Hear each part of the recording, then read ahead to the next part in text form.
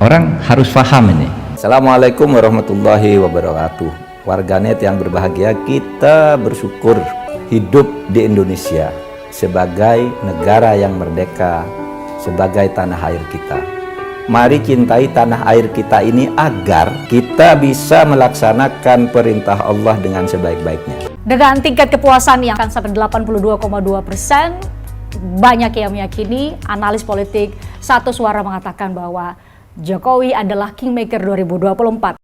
Baik, sesaat lagi saya akan bahas pemirsa, karena ada sejumlah pengamat yang mengatakan bahwa basis pemilih untuk Ganjar Pranowo, bahkan juga Prabowo Subianto, bahkan juga Anies Baswedan sudah terbentuk, boleh dikatakan sejak 2014 atau juga 2017. Sehingga saat ini mereka sedang memperebutkan swing voter. Yang jadi pertanyaan, swing voter ini akan benar-benar efek tidak dirayu hanya dengan sindiran politik? Kita tahu kan bahwa sekarang ini kan saling berebut swing voter yang saat ini memang belum menentukan pilihan. Tapi wajar dong kalau strategi apapun dilakukan lawan politik untuk, ya dalam kata lain, menjatuhkan lawan politik supaya bisa menggait suara. Ini seperti apa? Ya, pemilu dimanapun pasti yang direbut itu adalah swing, suara swing. Nggak mungkin suara loyal voters. Di Inggris misalnya menentukan suara itu hanya 800.000 pemilih. Kalau di kita mungkin katakanlah selisih 2%. Kalau kuat, sama-sama kuat misalnya. 2% dari 200 juta pemilih. Kan kira-kira gambarannya seperti itu.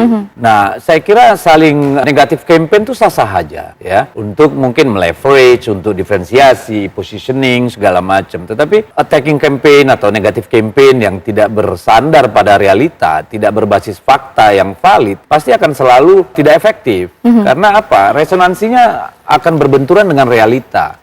Jadi saya kira kita harus melihat lagi bahwa memang swing voters di kita ini sekarang kan mayoritas adalah anak-anak Gen Z ya, yang usianya lumayan nih sekarang, 30% dari ceruk pemilih itu ada di Gen Z. Apa isu-isu yang penting bagi Gen Z ya? Ya, saya kira itu yang akan menarik gitu, bukan isu yang dibangun tanpa fondasi realita yang konkret gitu ya, atau tidak ada hubungannya sama mereka. Saya kira itu akan bertentangan dengan nalar publik, terutama swing voters yang kita mau kejar. Sambil saya cek lagi nih komunikasi saya dengan Pak Sudirman Said, tapi tampaknya belum tersambung. Tidak mengapa, mungkin sekarang saya akan tanya kepada Mas Adi Pray.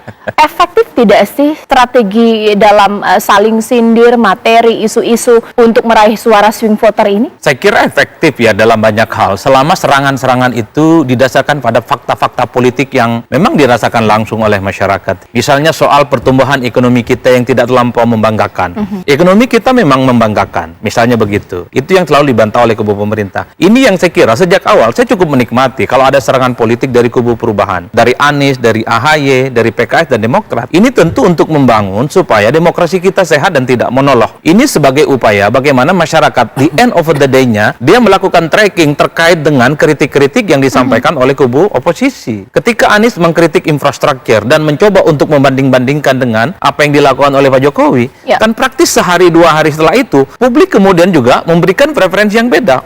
Zamannya SB begini, zamannya Jokowi begini. Ini yang saya kira menurut saya nggak apa-apa serang. PDIP itu layak dikritik, Ganjar itu layak dikritik, Jokowi itu layak dikritik. Tapi kritiknya harus on point, di mana bahwa kritiknya itu adalah sesuatu yang memang dipertanggungjawabkan. Tapi ingat, ketika kritik itu hanya sebatas bluffing, ketika kritiknya itu tidak bisa dipertanggungjawabkan, dia akan nyerang balik justru sebagai sesuatu yang tidak bisa dipertanggungjawabkan, sebagai sesuatu yang tidak kredibel. Dan itu bahaya buat penantang tentu saja. Oleh karena itu, saya selalu mengatakan di berbagai kesempatan, kritik itu bukan hanya sebatas vitamin, tapi ini sebagai resource politik yang bisa dikapitalisasi kepada kubu non-pemerintah yang selama ini memang sangat anti dengan Jokowi, anti dengan PDIP, dan anti dengan Ganjar. Dalam beberapa statistik yang kita punya, basis konstituen, basis pemilih Anies Baswedan adalah mereka yang selama ini sangat anti dan benci dengan Jokowi. Mereka yang anti dengan PDIP, yang kemudian mestinya harus diperkuat dengan basis-basis argumen itu. Karenanya menurut saya di berbagai event dan di berbagai kesempatan, ketika ada AHY silih berganti mengkritik tentang demokrasi yang tidak bagus-bagus saja,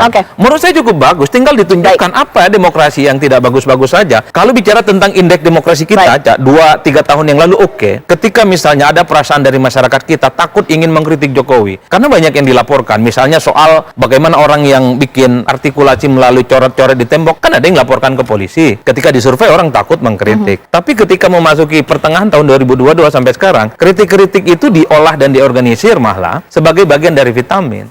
Ini yang kemudian menjadi satu dinamika politik bahwa serangan-serangan, attack it campaign atau black campaign yang disampaikan oleh siapapun, saya kira ini sehat dan sah sebenarnya. Tinggal diuji apakah serangan-serangan ini betul dirasakan masyarakat atau tidak. Kan batu ujinya adalah ketika masyarakat merasakan betul serangan itu, atau justru sebaliknya, serangan-serangan yang disampaikan oleh kubu penantang itu adalah serangan-serangan yang tidak bisa dipertanggungjawabkan. Sehingga mereka hopeless terhadap penantang yang menurut mereka semacam mercusuar, ada semacam uase yang bisa diharapkan 2024, tapi nyatanya juga tidak faktual. Kan ini yang saya sebut di awal, ini soal diferensiasi politik, ini soal jualan politik. Tergantung bagaimana fakta itu bisa diyakinkan oleh mereka dan pemilih meyakini itu sebagai satu preferensi pilihan politik. Saya kira di situ saja sebenarnya. Oke, saya tuh menarik apa yang dikatakan oleh Mas Adi Pray bahwa sampai dengan saat ini antinya PDIP, bahwa anti dari pemerintah itu masih ada. Bukankah padahal 10 tahun pemerintahan Jokowi justru seharusnya bisa menggait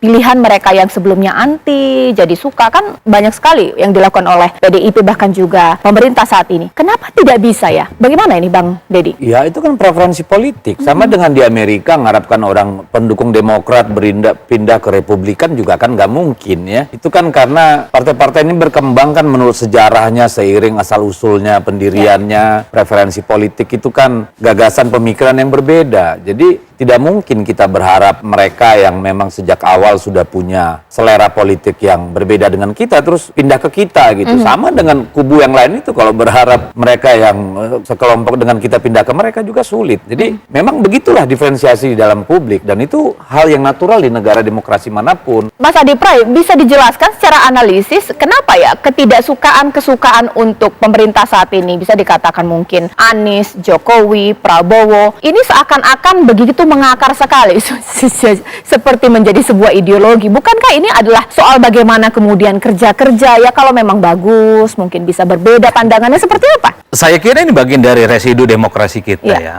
Demokrasi elektoral 2019 dan terutama itu kristal awalnya 2017 yang lalu ketika terjadi pembelahan yang cukup ekstrim di mana kubu Ahok dan kubu Anies. Ini kan metafor politik yang sebenarnya sampai sekarang cukup kuat. Nah, kenapa misalnya masih banyak orang yang misalnya sangat kritis dan tidak suka dengan Jokowi, dan kemudian itu replika politiknya tidak suka dengan PDIP? Sederhana, karena yang dianggap menjadi biang kerok menurut versi yang kritis bahwa Indonesia tidak baik-baik saja bukan hanya Jokowi, tapi partai-partai pendukung utamanya. Di situ ada PDIP. Tapi sebaliknya, bahwa mereka yang menganggap negara ini tidak baik-baik saja adalah mereka selama ini yang memang terasosiasi sebagai kelompok-kelompok kritis, politik pinggiran, kalah dalam pemilu, yang menganggap pemerintah ini bukan hanya ekonomi dan demokrasinya tidak berkembang dengan baik, tapi selalu menuduh pemerintah ini sebagai pemerintahan yang selama ini dianggap berjarak misalnya dengan umat Islam. Maka aksentuasinya di 2024 itu masih saja ada anasir yang terkait dengan isu-isu agama. Ini yang saya kira menjadi preferensi yang kemudian akan terus berkembang menjelang 2024. Tapi itu tadi, kalau tingkat kepuasan publik, approval rating kepada Jokowi semakin tinggi dan semakin kuat, maka ceruk pemilih yang selama ini anti dengan Jokowi, anti dengan PDIP itu akan makin menyempit. Tapi sebaliknya, kalau approval rating terhadap Jokowi, tingkat kepuasannya semakin rendah, sebaliknya ceruk ini akan semakin membesar. Nah, disitulah swing kemudian muncul di mana-mana, terutama dari kalangan profesional, kelompok-kelompok rasional dan Gen Z yang memang iman politiknya sering goyang-goyang. Kadang dia merah, kadang dia kuning, dan juga biru. Jadi sebenarnya kubu perubahan ini mencoba untuk mengkatalisasi pihak-pihak, kelompok-kelompok yang selama ini iman politiknya ini goyang-goyang. Tentu dengan asupan-asupan gizi bahwa Indonesia ini sedang tidak baik-baik saja. Problemnya adalah apakah asupan ini akan ditangkap oleh mereka? Wallahualam bisawab.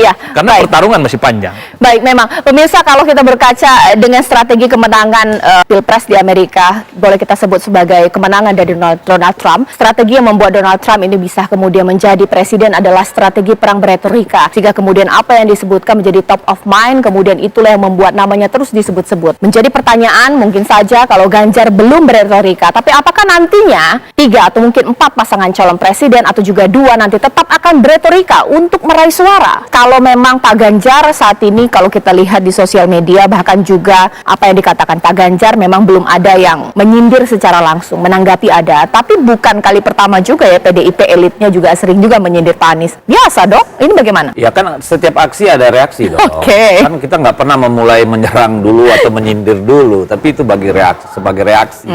dari apa yang dilemparkan ke kita Ya. gitu ya. Karena kami nggak ada waktu lah mikirin Anies mau ngapain, nyindir Anies, emang siapa juga dia gitu loh. Mending kita fokus bagaimana membangun campaign yang positif untuk Pak Jokowi, Iya. pemerintahan Pak Jokowi dan untuk partai dan Pak Ganjar Iya. gitu loh. Tapi sebagai sesama kader ya kalau diserang atau sebagai partai pendukung kalau diserang pemerintah kan kita pasti bereaksi. Oke. Nah, kalau Mas Adi Pray ini bagaimana? Wajar tidak sih bahwa ini sekarang mungkin belum, tapi nantinya ketiga pasangan calon presiden, entah itu 3 atau 2 nanti, akan sama kok, strateginya sama, perang retorika, saling sindir satu sama lain, meskipun sekarang Pak Prabowo masih anteng-anteng saja ya, Pak Ganjar juga belum, ini seperti apa? Kalau Prabowo mungkin tidak mengkritik Ganjar, mungkin tidak mengkritik Anies, tapi relawan sama pendukungnya mengkritik.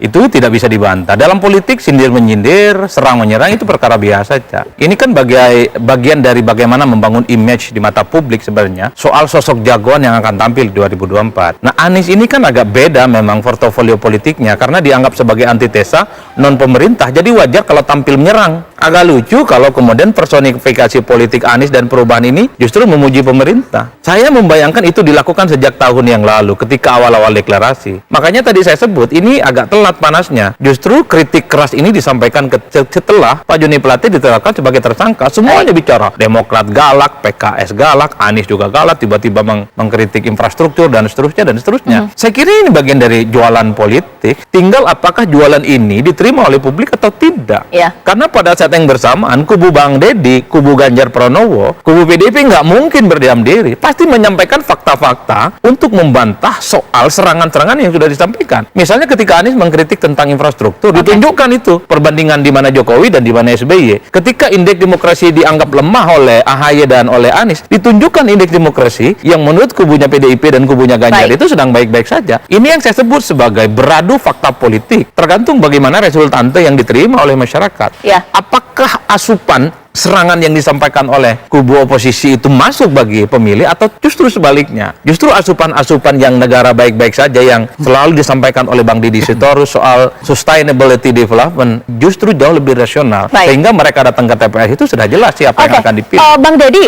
ini mungkin pertanyaan publik atau mungkin kalau logikanya seperti ini ya, kalau tidak benar kenapa mesti harus panas? Karena setiap sindiran yang ditujukan ini langsung PDIP mengklarifikasi. Apakah jangan-jangan PDIP ketar-ketir juga semakin dibicarakan, jangan-jangan sindiran ini dianggap kebenaran ini karena top of mind juga ya? Enggak, kan namanya partai politik itu kan bermain dalam persepsi publik.